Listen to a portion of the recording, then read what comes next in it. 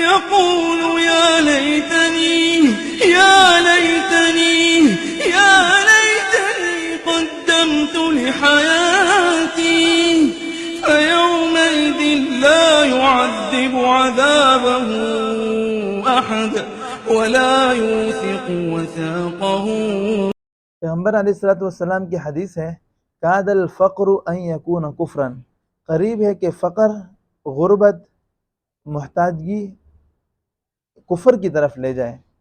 तो आज आप यकीन जानिए, एक वीडियो देखी है जो आगे आपके सामने इसको मैं शेयर करूँगा।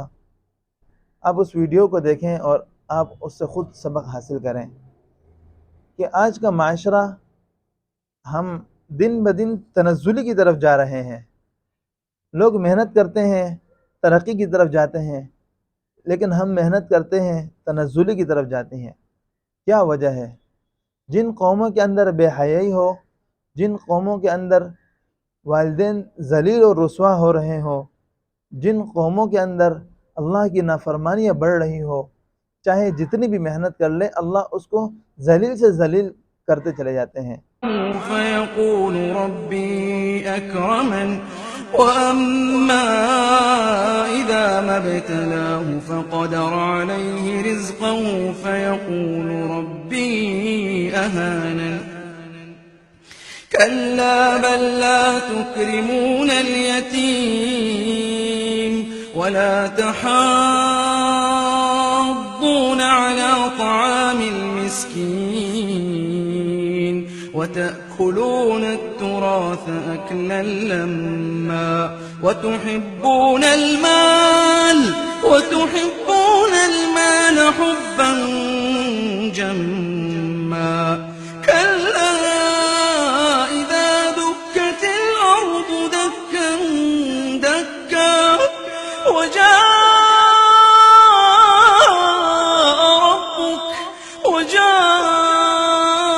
ربك والملك صفا صفا وجيء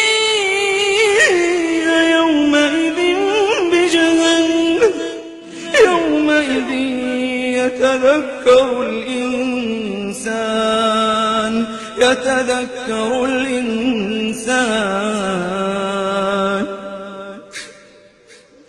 يومئذ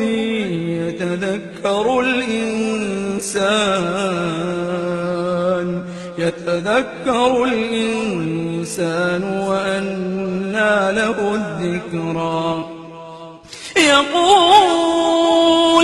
يقول يا ليتني قدمت لحياتي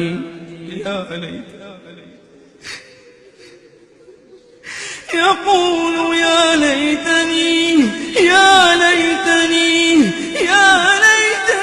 قدمت لحياتي فيومئذ لا يعذب عذابه أحد ولا يوثق وثاقه أحد